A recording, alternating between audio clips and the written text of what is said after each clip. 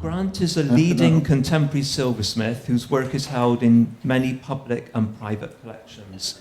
He currently exhibits at the Scottish Gallery and the National Museums of Scotland, and his iconic work is influential amongst contemporary silversmiths.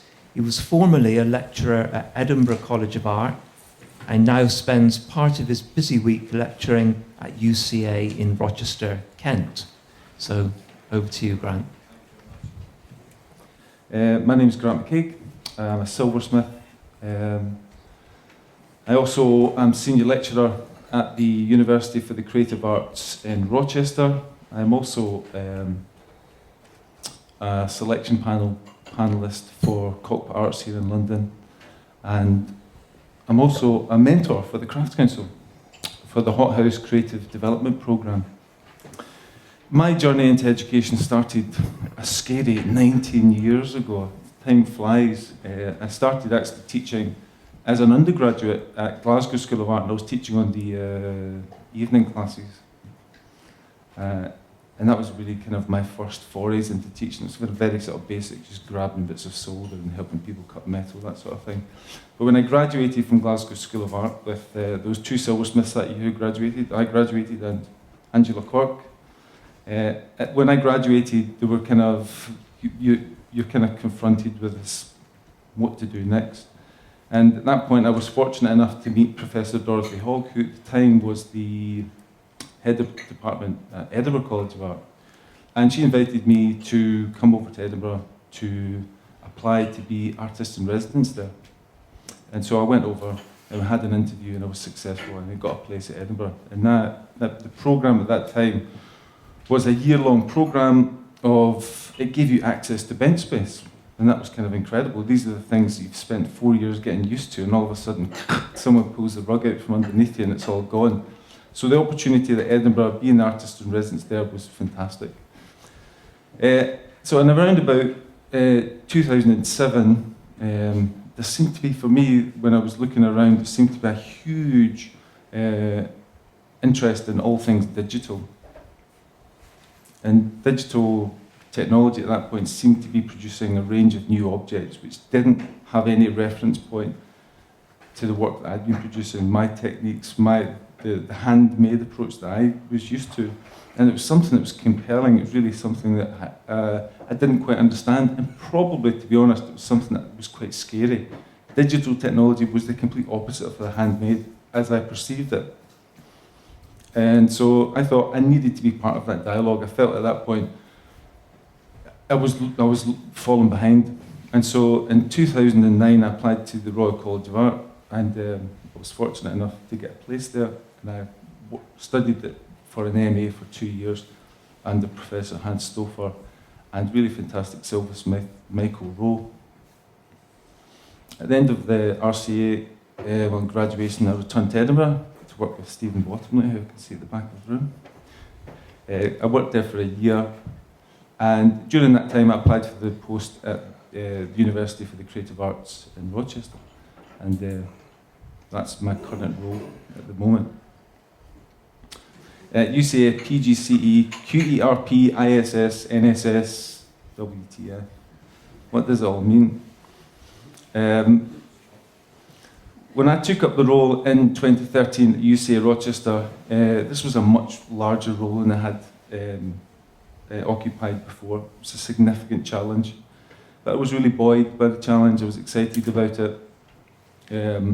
I wanted to take the experiences that I had gained at Edinburgh College of Art and also at the Royal College of Art and begin to kind of implement these into education.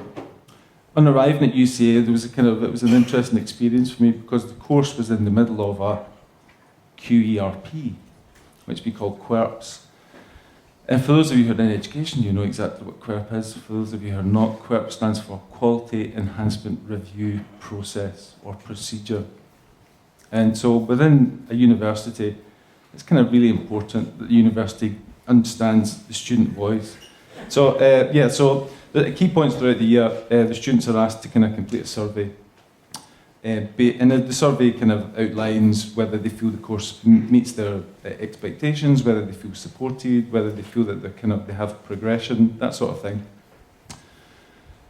And so unfortunately, when I started there, the QUERPS procedure had started, and we were below that threshold level of satisfaction. So there was a problem. There was a problem somewhere down the line, and we had to deal with that.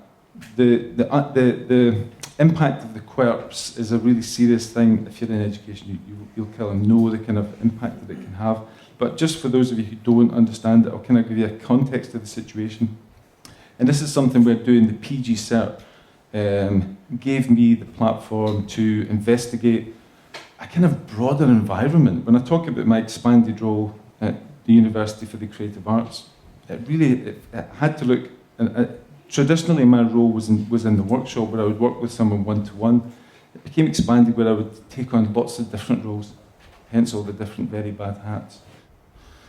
So this is just a scene from within the university in Rochester. These are some of the activities that we do, so a bit of hand raising.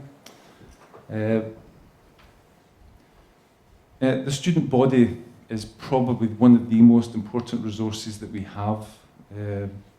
So it's important to get as much feedback from our students as possible. It's a reciprocal arrangement, I believe, education. It's not just about me kind of standing on the stage and kind of giving as much information as possible. We have to get feedback. And so prior to doing the talk today, I actually conducted my own brief survey, bit of research, and I kind of polled my students. So I gave a questionnaire, I compiled a questionnaire, and I gave it to 20 of my students. I got 23 returns. And there was some interesting statistics that emerged through that questionnaire. Skill was one of them. Skill was right up there, which is really interesting. What I didn't question in that questionnaire, which if I was to do it again, I would kind of ask them to define what skill is. But skill is something that students hold in high regard. It's something they feel, it's something that's worth acquiring. And that for me was really kind of interesting. And also something to hang on to, because it's the skill that we're really passionate about when we're talking about hand making and silversmithing. The second thing that was a really key point was the costs. Costs are a significant barrier to students, and it was something that they felt was the main thing that would inhibit their chances of success in the future and how they progressed onto the course. And another thing that emerged from that question was the increased online activity. Students were really using above 90% of their time was spent on online activities, from looking at websites to doing research. It was something that was a big part of their landscape, and that was something that we had to understand. So an undertaking the PG Cert helped me to navigate not just what was taking place within the QUERPS, but also to respond to the needs of a diverse student population. And so the big part of the PG Cert was about inclusivity. And just to tell you a little bit, to give you an idea of the landscape that I inhabit in Rochester, we'd run 2 courses. So the first course, how are we doing for time? It's okay? Yeah, okay. Okay, we run 2 courses at Rochester. So the first course is SGJ, Silversmithing, Goldsmithing and Jewellery. And the other course is Contemporary Jewellery. Silversmithing, Goldsmithing and Jewellery always starts in the workshop, and we teach the students it's the acquisition of skills relating to metal. So we do small-scale fine metal fabrication all the way through to silversmithing projects. Contemporary jewellery starts with a different set of materials. So they'll start with ceramics and wood, resin and plastics. The reason that I tell you about these 2 courses and the differences between these 2 courses is because I believe that reflects the diversity in the student population. If you think about increased student numbers, it's important to think that as we recruit students, we're getting a real diverse section of abilities. So we recruit nationally and internationally. So if we're recruiting internationally, this has huge implications on, there's a potential, 2 minutes, there's a huge language barrier there. But we also have to take on board specific learning difficulties, or SPLDs as they call them. So if the implications of that within the teaching environment are that you have to consider these, whenever you start a program of teaching, you have to take these into consideration. So whenever we start a class, we have to publish something at least 24 hours prior to actually presenting it. So if I want to give a talk or a seminar, that information has to be published 24 hours in order to give someone who's got dyslexia, for example, the opportunity to read through that document and process it. We also have students who have families, who have had a career and then they're retraining, that we have to be responsive to their needs. If they have a family, they're not potentially going to be there at a certain time in the morning, and they potentially can't stay there at a certain time at night. All of these things have an impact on how they practice within the workshop. Okay, I'll begin to conclude it. So in conclusion, we have to respond to the needs of the student learners with, that's kind of the most important thing. The student numbers are key. Kind of program of learning that's really matching their aspirations. For me, the landscape is a changing landscape. The way that students access information, whether it's from Etsy.com or Facebook or Pinterest, or whether it's the financial costs, the student landscape has changed significantly. And we can't view teaching in isolation from that. It's something that we have to consider as part of that. And that really is how I see my role in education. Also, it's important just to say that, just to talk about silversmithing, because I said to Gordon I'd speak a little bit about the future of silversmithing. For me, when you think about silversmithing, especially when I'm teaching silversmithing, students understand silversmithing as something that's made in silver. And it's kind of important to kind of create a distinction between the two. In doing that, what I do is I remove the kind of function of the object, which silversmithing is traditionally the domestic landscape.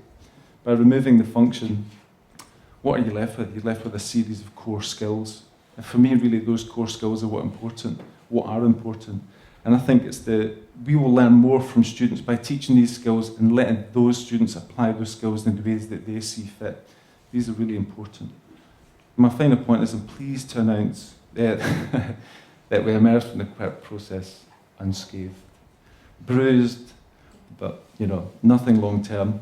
And we were recently revalidated. We had to rewrite the course. We were revalidated, and we were put before a panel of academic and non-academic experts, and we were commended for the way that we had restructured the course and the way that the students had responded to the way that we were teaching them. And if you want, you can ask one of them who's over in that corner over there. That's been. Thank you. Okay, thanks very much, Brad. Would anyone like to jump in straight away? Fenella. I'm really glad we're obviously talking about degrees and things, and going back to what Mr. Taylor said about having a degree here.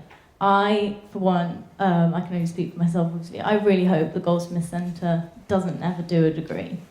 Because having done a degree myself, I finished it 3 years ago, I now see what the Goldsmith Centre is doing, and I wish I had done that before, or instead of a degree. My year, we started, I was 29 in first year, 15 of us graduated, and as far as I know, only 4 of us are still doing anything even vaguely related to the industry. I just think that's really sad, and I think I would have given my back teeth to do an apprenticeship or one of the courses that the Goldsmith Centre is offering instead of a degree. And I feel like there is a massive disillusion with the degree in that it's 3 years and people are expected to come away with something and be good at everything, and you're not. And I think people get maybe disheartened by that, and then they just give up. And what can we do to stop that?